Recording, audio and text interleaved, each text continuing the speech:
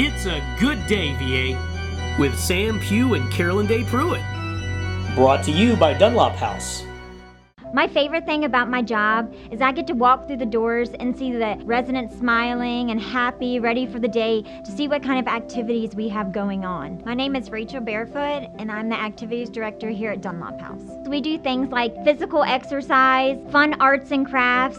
Working with seniors is great because I like to be able to make their golden years the best they've ever had. No matter what's going on, the residents' health and well-being is our top priority. Dunlop House, more than a house, it's home. Welcome to Good Day VA, the Halloween edition. I'm joined as always by my co-host and the most feared pirate to ever plunder the studio break room, Sam Sparrow. Yeah, thank you, Carolyn Day. You may know my brother Jack Sparrow. He landed a role in a blockbuster Hollywood movie and a lovely, calm, totally normal wife. I likewise have landed a role on the big screen and a wife who would never defecate on my duvet. The big screen, really? Yeah, sure. Lots of people watch Good Day VA on 70-inch televisions. I'm counting that as the big screen. So, what's in store today? As you might expect, we've got plenty of Halloween treats, from talking about your skeleton to traveling to some darker places. We've got you covered. So let's start with a devil, werewolf, and a giant pumpkin that have made their way into Partially True News. Take it away, G. Welcome to Partially True News, where only the headlines are true. A California man is suing North Carolina-based company that makes Texas Pete original hot sauce, alleging that the product misleads customers into believing that it is a product of the Lone Star State. All this over a $3 bottle of hot sauce. Now here's what you didn't know. The man has allegedly moved forward with a case to sue Jim Beam, stating that after recently purchasing the Devil's Cut brand, he found out that Lucifer had taken no part in the production of the product. A Minnesota's resident's 2,500-pound pumpkin recently won the World Champion Pumpkin Weigh-Off in Half Moon Bay, California. The behemoth pumpkin named Maverick took the top prize. Here's what you didn't know. Since winning the title, Maverick has spoken out about his personal identity as a member of the squash community, saying that despite the many people who categorize him as a vegetable, he's known, since he was just a tiny sprout, that he is indeed a fruit. A wolf dog named Nova was found and safely reunited with her owner after escaping her enclosure in Oklahoma City. Officers had gone out to search for Nova after residents called in to say that they thought they saw a wolf roaming the streets. A spokesperson for the department told media that Nova left her enclosure on Monday after the fence panel fell off in its owner's backyard. Now here's what you didn't know. It remains unclear whether the fence panel fell off or if it was removed. The owner neglected to note that Monday was actually a full moon. And there's my cue. With that being said, that's it for Partially True News. Back to you guys in the studio. I'm out of here. Hey, I noticed the show has been pun-free and rather well scripted today. That must mean producer's out? Actually, yeah, he is. It seems our producer has haunted the Uncommonwealth segment this week and wants to show us a cold, dark place that surprisingly few people have seen. Okay. X-rays of his heart? Not quite that scary, but he did visit the Poe Museum. Let's check it out.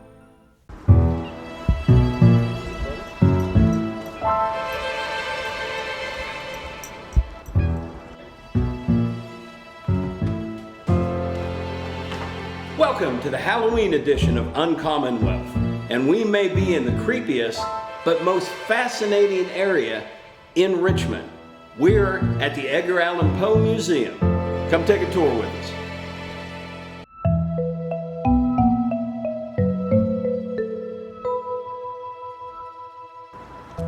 All right, guys, we got a great treat right now. We are inside at the beginning of the museum tour. We're here with curator Chris Sumner.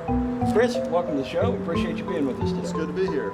Tell us a little bit about the area we're standing at now. And I'm going to step back a little bit so folks can see, but explain this first area they go into. This is the heart and soul of the Poe Museum, which opened 100 years ago, back in 1922, and it began with this enchanted garden. The idea was there were enough statues of famous people around town.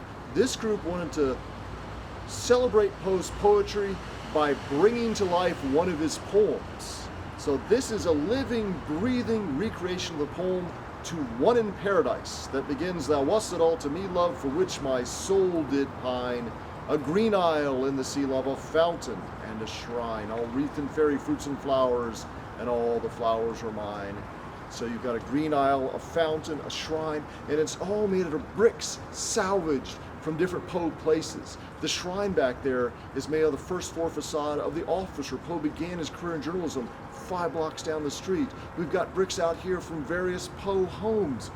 And we even have ivy from Poe's mother's grave growing all the way around the lawn.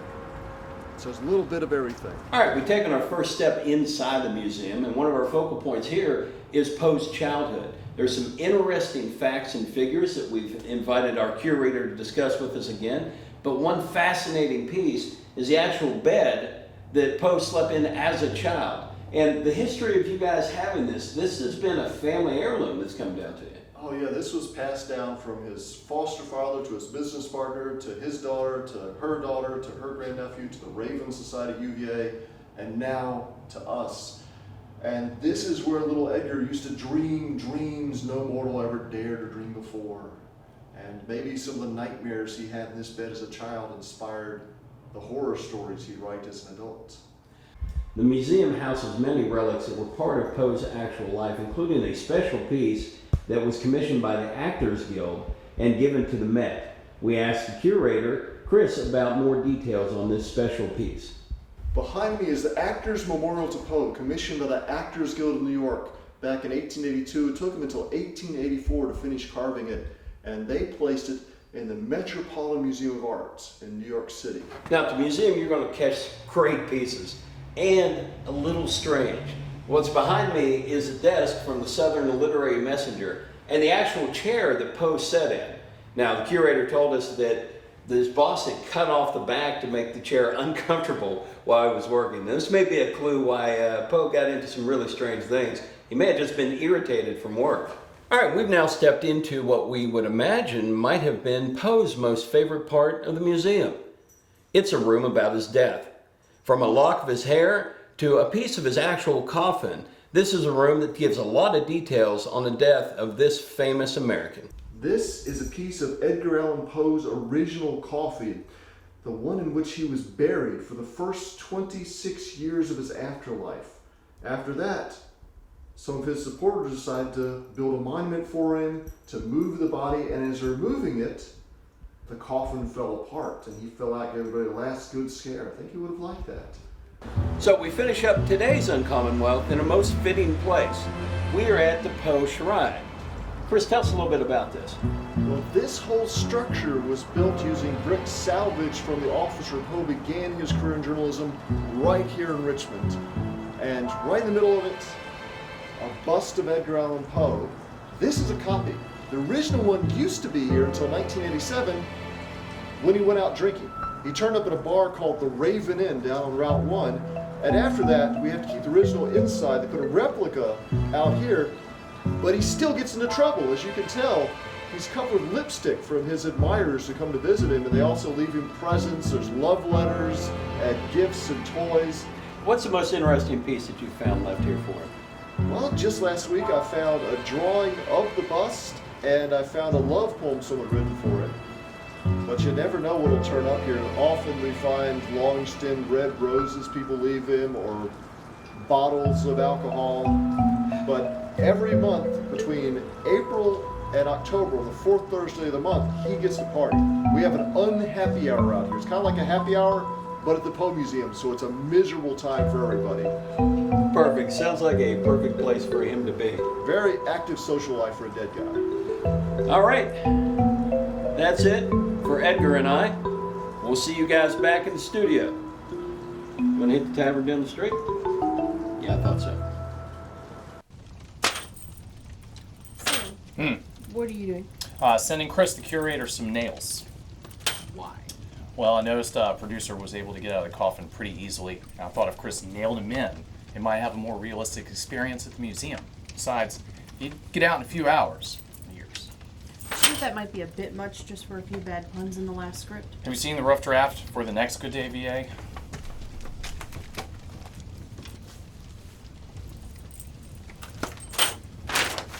Let's go ahead and run those up to the museum. So, if the producer took over on Commonwealth, where does that leave Chai? Well, Chai is experiencing a fright of his own. he visited Scream Time and found a bit of adventure himself. Let's check it out. Come on, man. Can I hear footsteps? Come on, like that. It's Scream Time. So, in this haunted forest in Prince George, we're going to explore things that go bump in the night, may jump out to get you, and just give you that good old-fashioned delight fright. So, let's get started. Uncommon Wealth invites you to experience an uncommon scare. And I found our next three victims, attendees to talk to. And this is Preston, this is Emily, and this is Lance. What are you feeling? You haven't begun the experience yet. What are you looking forward to? I'm looking forward to like a slight scare, you know? I don't think I'm gonna get too scared, but maybe I'm wrong. I don't know. What about you, Preston? I'm looking forward to being scared and not dying. I'm an actor, you can't kill me! Not dying is a good thing. How about you, Mr. Lance? Ziplining in dark. Ziplining in the dark with a headlamp on. A truly terrifying experience. Let's see who makes it out unscathed, if they ever make it out at all. And so, the journey begins into the haunted forest. Enter the webs of fear. Oh, this is this was a bad idea. You never know who you'll encounter or what just around the bend. This was a really bad idea. And of course, by bad idea, we mean a frightfully delightful, great idea. No, that's just a fake one. We're still being look behind you. It's a pumpkin! It's a pumpkin! This really reminds me of the Blair Witch Project. You guys want to finish this? Can we finish this? Is it too late to turn back? Okay, now we're more than halfway or about halfway through the course. Maybe, I'm not sure. What was the scariest part so far? I think it was that guy who I didn't expect. I thought he was like just a fake person, but he just like jumped out of me like, and I was just so scared. I think it was that hallway. Awesome. Preston, what do you think? The hallway with the little baby went at my legs. All right, well, let's continue and see if we can make it. Hopefully we don't die. Being followed. Oh my gosh! Oh my goodness, no. your costume is amazing. Wait, that's Laughing Jack. That's it. Oh no, that's a real person. Clowns and guillotines, a bad combo. Knew it. Chainsaws! Then again, chainsaws might be worse. Chainsaw. All right, we going in to this tent of death. You want $20? Can't tell me you're giving me, please. Hey, I'm an actor. You can't kill me. I'm an actor. You can't kill me. This was a bad idea. And really, it was a fantastic idea. What did you think? It was scary. What was the scariest part? The chainsaw dude. The chainsaw dude. Well, now that the kids have survived the haunted forest, Nick over here is going to get them harnessed up for a zipline adventure so that they can go through the trees in the dark with just a headlamp. That's half the fun because it completely changes the nature of the course. The pumpkin guy is back. He followed us. And apparently the pumpkin guy is back. Normally, Tree Time's aerial obstacle course is as meditative as it is adventurous, as people negotiate the obstacles in the branches and trees and nature. But at nighttime, for Scream Time, the same part has been transformed quite delightfully into the stuff of epic nightmares to negotiate in the dark, with the aid of a singular headlamp to guide your way. Is that fun? Yes, it was. And the payoff is worth it when you zipline your way to the end of the course. Well, it looks like the three victims, attendees of the Scream Time survived. Clown attacks, monsters, you name it.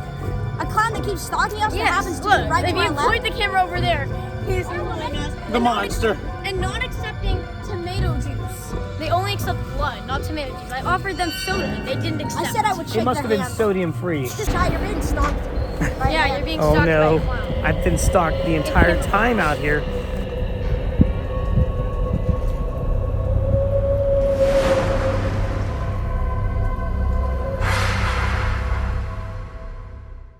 Well, that was quite the eerie ending. I suppose we'll see Chai next show. I mean, I hope so. Maybe we can send the producer to look for him. Oh, that's good. Let's do that. But for now, let's move on. Looks like Dr. Andrew is filling in for Dr. Sandy this week. I assume the topic was seasonal. A little bit. He's going to cover the bare bones of some common myths about taking care of yourself inside your own skin. Let's go off the charts.